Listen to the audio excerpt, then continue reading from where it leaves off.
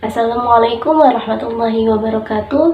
Bismillahirrahmanirrahim. Alhamdulillahirabbil alamin wa bihi nasta'in wa ala umri dunya waddin.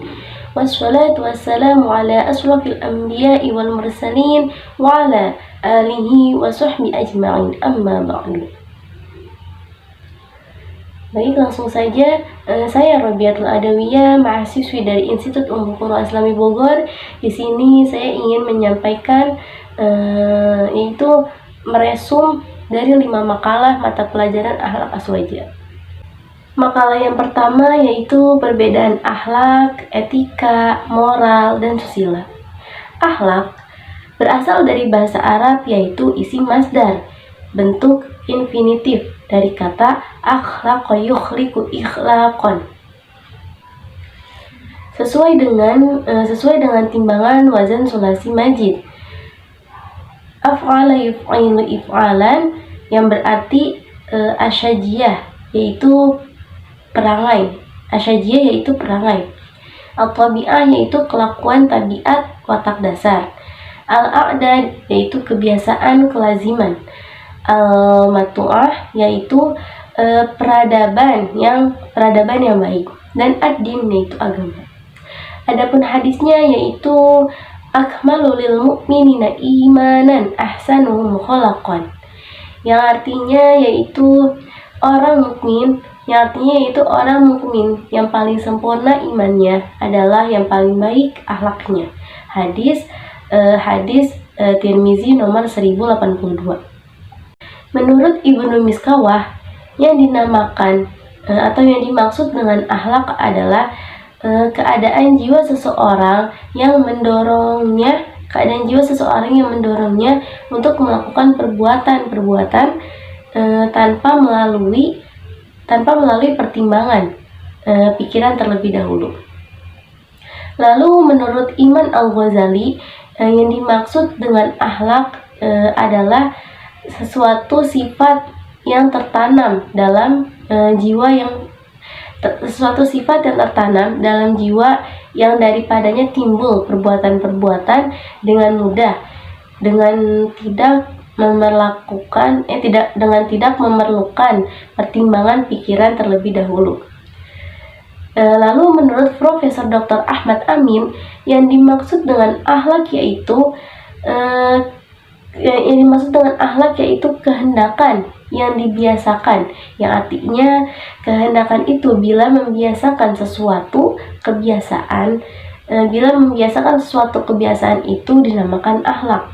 Dari segi etimologi, ilmu asal-usul etika berasal dari bahasa Yunani, ethos, yang berarti watak kesusilaan atau adat. Dalam kamus umum bahasa Indonesia, etika diartikan yaitu ilmu pengetahuan tentang asas-asas akhlak atau moral. Dari pengertian kebahasaan ini terlihat bahwa etika berhubungan dengan upaya menentukan tingkah laku manusia. Kemudian etika merupakan ilmu yang menerangkan apa yang seharusnya dilakukan oleh manusia. Etika juga memanfaatkan berbagai ilmu yang membahas perilaku manusia.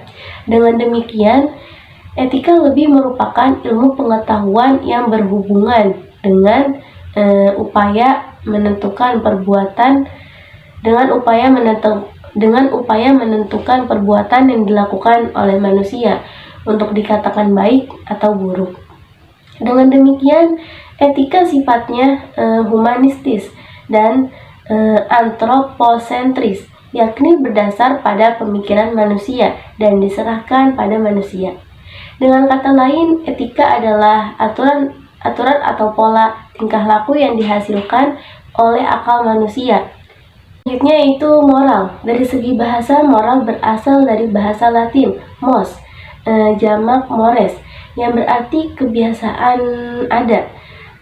Kata mores dalam bahasa Latin sama artinya dengan ethos dalam bahasa Yunani. Di dalam kamus bahasa Indonesia, kata moral diartikan sebagai ajaran tentang baik tentang baik buruk yang diterima umum mengenai perbuatan, sikap, kewajiban, dan lain sebagainya.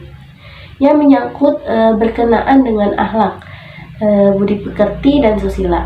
Adapun yang menjadi acuan moral adalah sistem nilai yang hidup dan diberlakukan dalam masyarakat. Selanjutnya yaitu kata susila. Kata kesusilaan berasal dari kata susila yang mendapat awalan ke dan akhiran an. Dari segi bahasa, susila berasal dari bahasa Sanskerta. Su artinya baik dan sila artinya prinsip, dasar atau aturan. Susila atau kesusilaan diartikan sebagai aturan hidup yang lebih baik, sopan, dan beradab. Kata susila selanjutnya digunakan untuk arti sebagai aturan hidup yang baik. Orang yang berlakuan baik dinamakan susila, sedangkan orang yang berlakuan buruk dinamakan asusila. Makalah yang kedua yaitu landasan dan sumber ajaran akhlak dalam Islam. Konsep baik dan buruk berdasarkan ajaran akhlak, moral, dan etika. Yang pertama yaitu landasan dan sumber ajaran akhlak dalam Islam. Yang dimaksud dengan sumber ajaran akhlak adalah yang menjadi ukuran baik dan buruk atau mulia dan tercela. Sebagaimana keseluruhan ajaran Islam, dasar sumber akhlak adalah Al-Quran dan Sunnah. Tingkah laku Nabi Muhammad SAW merupakan contoh suri teladan bagi umat manusia semua. Yang kedua yaitu konsep baik dan buruk dalam ajaran akhlak, etika, dan moral. Di dalam diri manusia ada dua potensi. Ada potensi baik dan potensi buruk. Ada akhlak baik dan akhlak buruk. Definisi akhlak yang termasuk dalam kitab Ihya Ulumuddin, yaitu kitabnya Imam Al-Ghazali. Imam Al-Ghazali menjelaskan bahwa akhlak itu adalah suatu sifat yang tertanam dalam jiwa seseorang. Di dalam akidah mutlak, wajib seseorang untuk mengetahuinya sehingga dia terlepas daripada taklid. Yang dimaksud dengan taklid itu adalah mengikuti secara membabi butakan syairnya. Selanjutnya ada beberapa aliran untuk menentukan standar baik dan buruk. Yang pertama yaitu aliran idealisme. Aliran ini memandang bahwa kebenaran yang hakiki tidak dapat dilihat melalui panca indera semata, karena baik dan buruknya itu dapat dipengaruhi oleh pembawaan manusia sejak lahir ke dunia. Yang kedua yaitu aliran Ahlus Sunnah wal Jamaah. Ahlus Sunnah wal Jamaah ini merupakan reaksi dari aliran Mu'tazilah yang menganggap bahwa dalam memecahkan persoalan hanya dengan filosofinya saja dan tidak dibandingkan dengan teologi sebelumnya. Maka lain halnya dengan aliran Mu'tazilah. Aliran Ahlus Sunnah wal Jamaah banyak menggunakan sunnah Nabi dalam menentukan sesuatu itu baik, dalam menentukan sesuatu itu baik ataupun salah, dan lebih mendahulukan nas baru kemudian akal menjelaskannya. Yang ketiga yaitu aliran tasawuf. Menurut aliran tasawuf, nilai baik dan buruk sesuatu itu bisa dilihat dari perasaan bahagia. Baik, makalah yang ketiga yaitu akhlak terhadap Allah dan Rasul. Yang pertama, akhlak terhadap Allah. Akhlak terhadap Allah Subhanahu wa Ta'ala dapat diartikan sebagai sikap atau perbuatan yang seharusnya dilakukan oleh manusia sebagai makhluk kepada Allah Subhanahu wa Ta'ala. Sebagai sang khalik atau pencipta, manusia seharusnya berbuat baik yang pertama kali yaitu kepada Allah Subhanahu wa Ta'ala. Karena apa? Karena Allah lah yang menciptakan manusia Allah lah yang menciptakan manusia, yang memberi rizki, yang mengaruniakan kesehatan, yang memberi panca indera lengkap, yang memberi perlindungan, yang memberi perlindungan, yang mengabulkan permohonan, serta karunia-karunia lain yang mustahil, manusia dapat menghitungnya. Yang kedua yaitu akhlak terhadap Rasulullah SAW atau Rasul lainnya. Berakhlak kepada Rasul adalah sikap dan berlaku terhadap Nabi Muhammad sebagai Rasulullah yang membawa ajaran Islam di muka bumi ini. Selain itu, manusia wajib mencintai dan menaati apa yang diajarkan Rasulullah SAW sebagai wujud kecintaan dan pengabdian diri sebagai hamba Allah. Apabila benar-benar mencintai Allah, sudah semestinya juga mencintai Rasulullah, karena beliau merupakan kekasih beserta utusan Allah untuk dijadikan uswatun hasanah bagi setiap umatnya. Makalah yang keempat yaitu akhlak terhadap diri sendiri, akhlak terhadap orang lain, akhlak terhadap anak. Yang pertama yaitu akhlak terhadap diri sendiri. Dan sederhanalah kamu dalam berjalan dan lunakkanlah suaramu. Sesungguhnya seburuk-buruknya suara ialah suara keledai. Quran Surat Al-Luqman.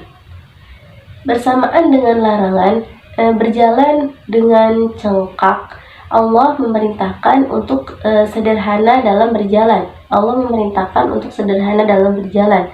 Dengan tidak menghempaskan tenaga dalam bergaya, tidak melengak-lengok, tidak memanjangkan leher karena angkuh, tetapi berjalan dengan sederhana, langkah sopan dan tegap.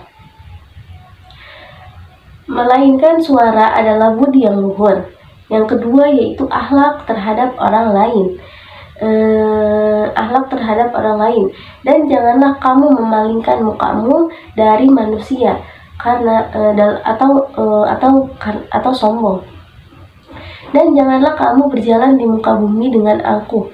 Sesungguhnya Allah tidak menyukai orang-orang yang sombong. Dan membanggakan dirinya. Quran Surat Al-Luqman ayat 18. Ayat tersebut mengisyaratkan agar berbuat baik dan sopan santun dengan sesama manusia, yaitu dilarang untuk memalingkan mukanya yang didorong oleh penghinaan dan kesombongan. Kaitannya dengan kehidupan bermasyarakat. Yang ketiga yaitu akhlak terhadap anak. Pendekatan permisif adalah metode pendidikan anak. Pendidikan yang pertama bagi anak adalah pendidikan dalam keluarga. Pendidikan dalam keluarga ini akhlak yang pertama atau pendidikan yang pertama.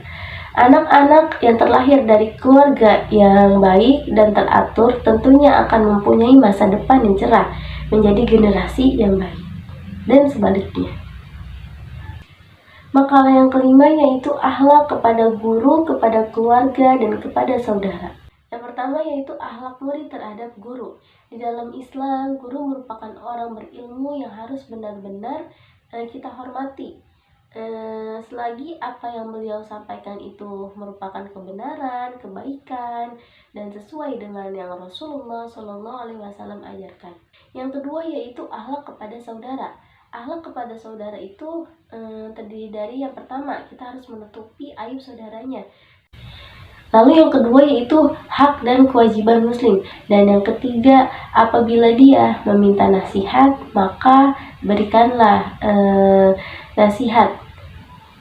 Yang keempat yaitu apabila dia bersin, lalu mengucapkan hamdalah. Yang kelima yaitu apabila dia sakit, jenguklah. Dan yang terakhir yaitu yang keenam, apabila dia meninggal dunia, maka antarkanlah.